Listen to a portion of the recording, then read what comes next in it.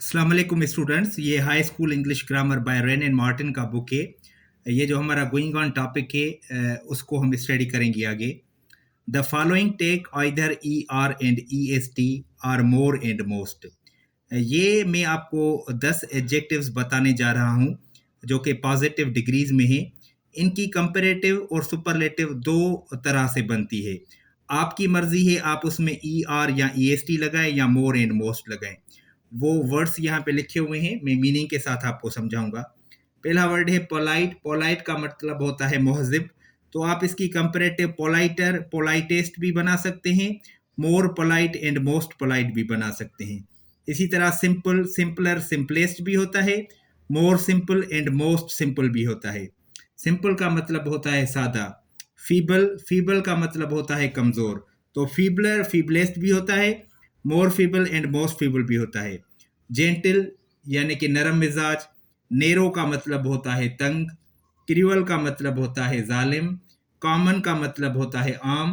Handsome का मतलब होता है खूबसूरत।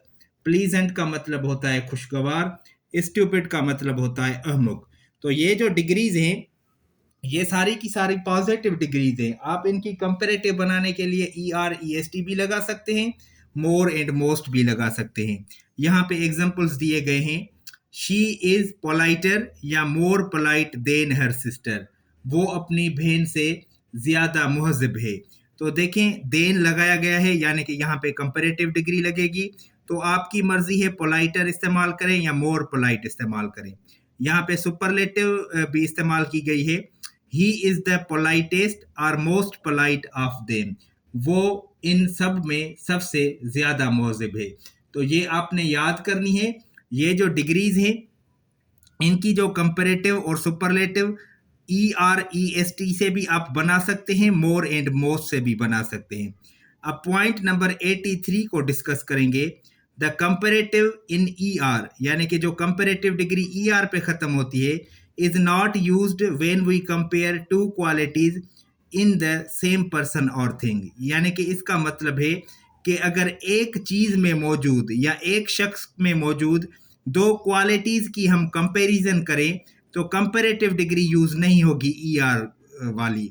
If we wish to say that the courage of Rama is greater than the courage of Ballu, we say. अगर हम कहें कि रामा की जो बहादुरी है, करेज है, वो ज्यादा है बल्लू की करेज से, तो हम क्या कहेंगे? हम कहेंगे रामा इज ब्रेवर देन बल्लू। क्योंकि यहाँ पे देखें, दो टू पर्सन से उनके दरमियान कंपैरिजन हो रही है, तो यहाँ पे तो श्योरली जो कंपैरेटिव डिग्री इस्तेमाल होगी, रामा इज ब्रेवर देन बल्लू। लेकिन यहाँ पे एक और पॉइंट है, वो मैं आपको समझाऊं। इफ वी जी, but if we wish to say that the courage of Rama is greater than his prudence. अब यहाँ पे जो वर्ड प्रूडेंस लिखा हुआ है, प्रूडेंस का मतलब होता है दानाई।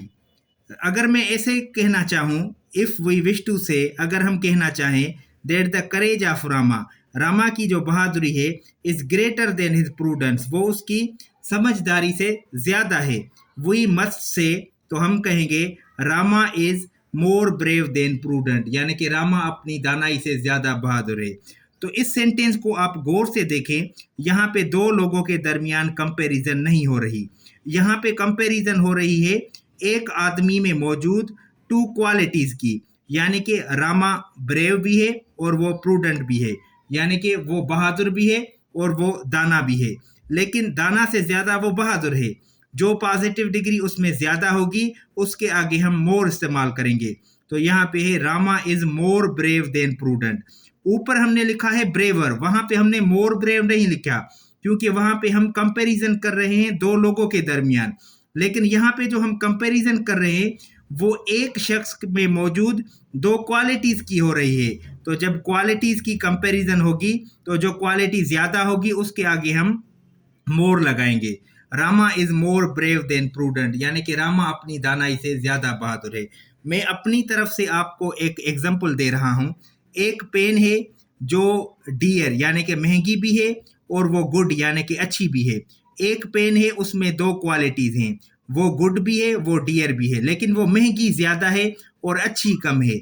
तो हम कहेंगे the pen is more dear than good, यानी कि ये पेन महंगी ज्यादा अच्छी कम है।